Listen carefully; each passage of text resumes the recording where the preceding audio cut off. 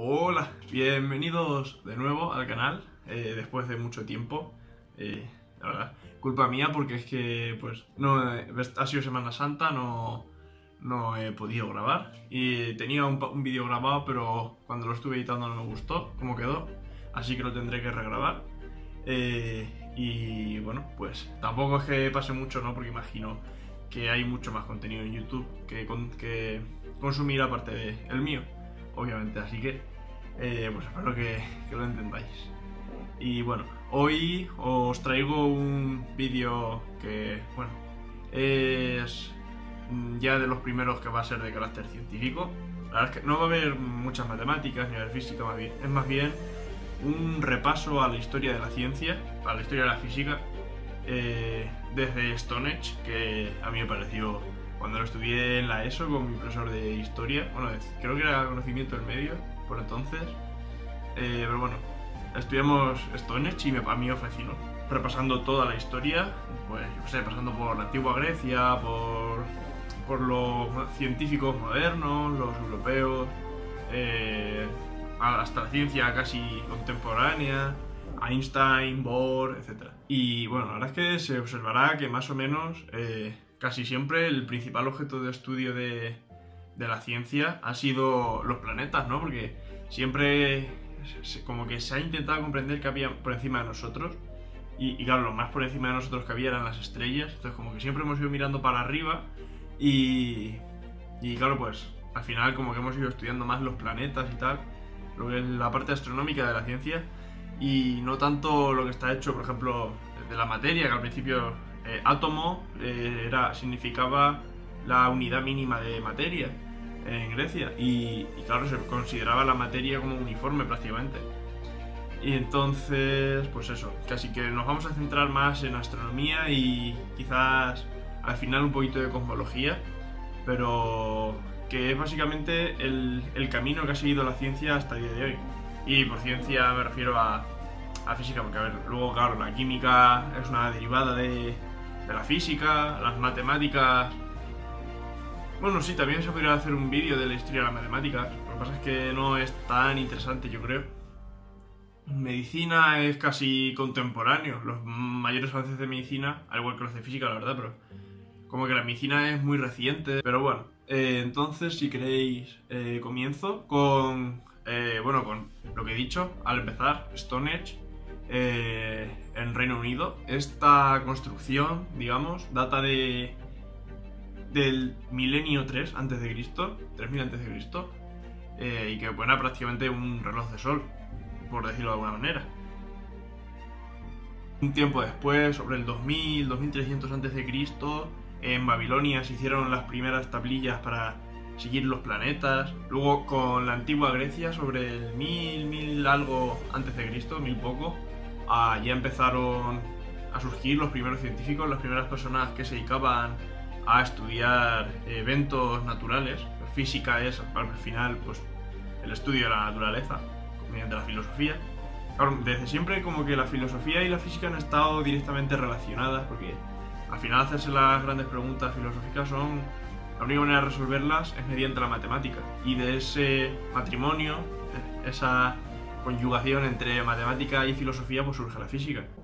Entonces, bueno, con los científicos griegos comenzó el estudio del universo, de los sucesos naturales. Se hicieron los primeros avances en matemática, sobre todo en geometría. Creo que de ahí data Euclides con, bueno, no sé cómo se llama el libro este de los 5 axiomas matemáticos fundamentales, que 4 eran realmente axiomáticos y el quinto como que hubo un debate que se ha seguido hasta hace 2 siglos, un siglo y poco. Que al final pues esos axiomas se cumplen en un espacio euclidio, pero no se tiene por qué tener un espacio euclidio. Entonces el último axioma se cae. Entonces bueno, comenzamos con los científicos de esa época. Yo creo que el más conocido, pero de sobra, es Aristóteles, que estableció su modelo cinemático, sí, su estructura, o lo que él pensaba, sí, la estructura del sistema solar, que consistía en esferas concéntricas que consistía en esferas concéntricas en las que en cada esfera había un astro, no planeta, pero sí un astro, porque se consideraba la Luna como un planeta, el Sol como un planeta. Entonces estaban, para que os hagáis la idea, era como una matrioshka, ¿no? Pero en vez de con forma de mujer rara, con forma de pelotas. Entonces tenías la primera capa, que era la Tierra, luego una esfera más grande que contenía la Tierra, que ahí imagino que estaría la Luna, luego Marte, Venus, Sol y ya más planetas. No se conocían tantos, pero era algo así. Y en cada esfera había estrellas, era una capa del cielo con su planeta correspondiente. Y fue de los primeros en deducir que la Tierra no era plana, sino que era esférica, cuasi esférica, porque observó el cambio relativo de la posición de las estrellas según donde estuvieras en el planeta y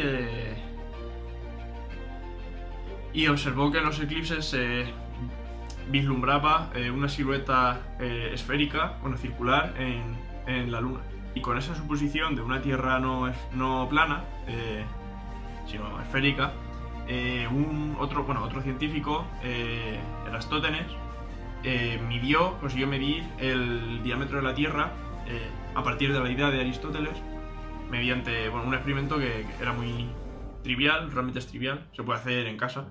Era poner un palo en una zona que no genera sombra, o sea, en el solsticio de verano, si pones el palo completamente perpendicular al plano tangente de ese punto de la Tierra, en el ecuador, no genera sombra. Y luego puso otro palo en otra parte de la Tierra que sí genera la sombra. Entonces con la sombra que generaba tenías un lado de un triángulo, el palo era otro lado de un triángulo y tenías la hipotenusa. Bueno, pero realmente la hipotenusa da igual. Con la medición de la longitud de la sombra y la altura del palo tenías el ángulo. Sí, el ángulo que había entre ese palo y el palo sin sombra. Y ya con ese ángulo y lo que medía en cada palo, bueno, cada torre, es que no sé cómo lo hicieron. Con una torre, sí, supongo.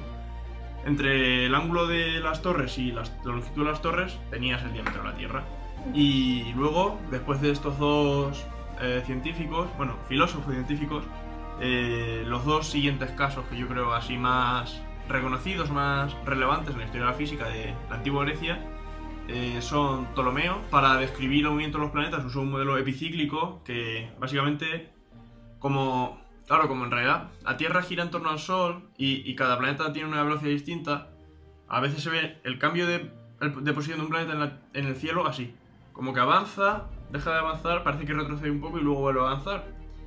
Y claro, eso con una Tierra, o sea, con un modelo que el centro del sistema fuera la Tierra, no se podía describir de otra manera que no fuera con un movimiento epicíclico, que el caso es que se puede dar y funcionaba bien. Pues realmente que algo funcione bien no significa que esté correcto, pero sí que es verdad que para entonces era un buen avance y cumplía con su misión. Y otro de los científicos de esa época era Aristarco de no sé qué, que fue el primer hombre del mundo, que se sepa, que intentó escribir nuestro sistema planetario como un sistema heliocéntrico, o por lo menos propuso la idea.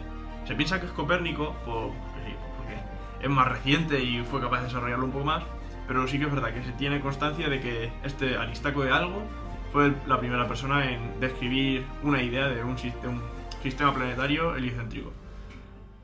Después de la antigua Grecia, como que podemos considerar que hay un vacío en los avances físicos y podemos pasar casi que a la ciencia moderna, sobre todo europeos, pensadores más recientes, no recientes, pero sí no tan antiguos, nos podemos remontar al 1400, 1500 así, para comenzar a hablar ya de científicos modernos que se basaban en las observaciones y las intentaban describir. El primero que se me ocurre es Nicolás Copérnico, que fue, la segunda persona en describir el sistema heliocéntrico. Con ese sistema heliocéntrico fue capaz de hacer una ordenación de los planetas, de los astros de nuestro sistema solar por distancias a nosotros. Diría que podríamos hablar de Johannes Kepler y su maestro, que no me acuerdo cómo se llama, pero Johannes Kepler, que se basó en las observaciones de su maestro, de su contratador, por así decirlo, empleador, que fue, que estableció sus tres leyes de la dinámica, de la cinemática de los planetas, que no sé cómo coño lo hizo, porque realmente son triviales hacerlas con las leyes de Newton, pero claro, Newton es posterior a él, entonces para deducir esas leyes, la verdad es que tuvo que currárselo y basarse solo en observaciones debería ser bastante difícil, pero bueno. Después de él podemos hablar de Galileo, que sí que Galileo se podría considerar uno de los primeros puntos de inflexión del crecimiento de la física, porque fue el observador por excelencia, básicamente. De Galileo sobre todo se conoce su pelea contra la Iglesia, porque fue como el primero en corroborar el modelo heliocéntrico, porque, claro, bastaba confirmar que había algo que no giraba en torno a la Tierra para poder hablar de que todo lo más tampoco giraba en torno a la Tierra. Y fue con su telescopio, que fue, bueno, él desarrolló su propio telescopio, que funcionaba bastante bien para la época. Observó que Júpiter tenía satélites girando en torno a él. Entonces, claro, una vez confirmó que había objetos celestiales que no giraban en torno a la Tierra, ya se desmontaba todo el sistema de la Tierra central en el sistema. Y bueno, con el telescopio también observó que Saturno tenía una forma rara, que no era totalmente esférico, sino que tenía un borrón en medio, que eran los anillos, pero claro, con su telescopio tampoco podía observarlo.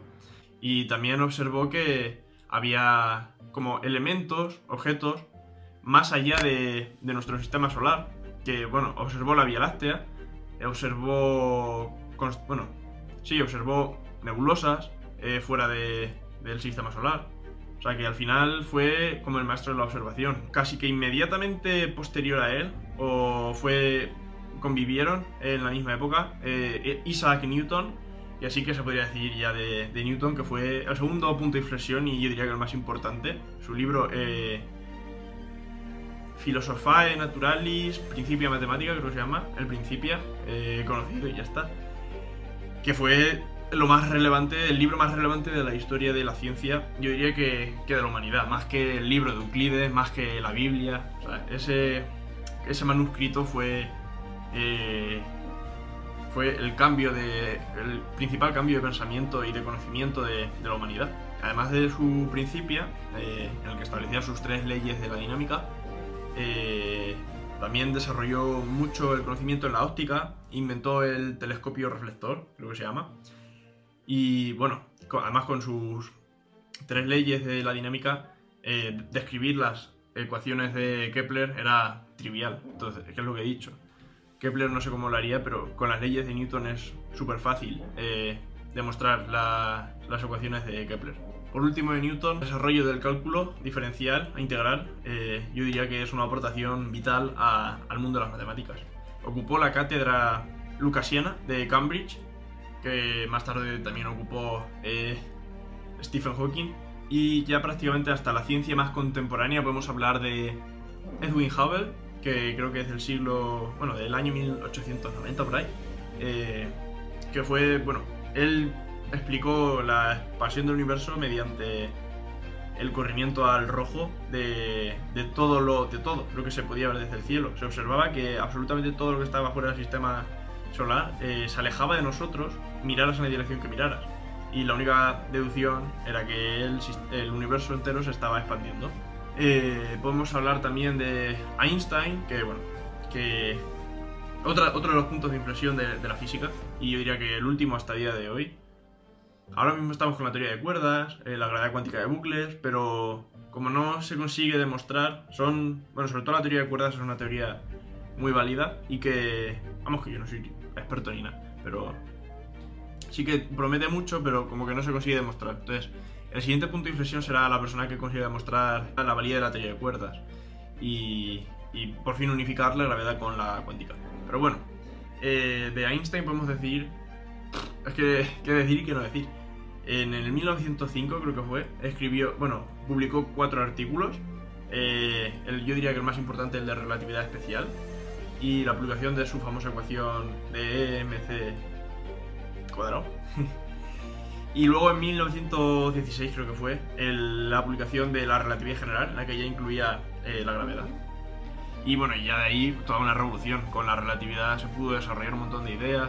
Una curiosidad de la relatividad fueron los agujeros negros, puntos del espacio-tiempo en los que la densidad de masa era infinita, que al principio era eso, nada más que una curiosidad.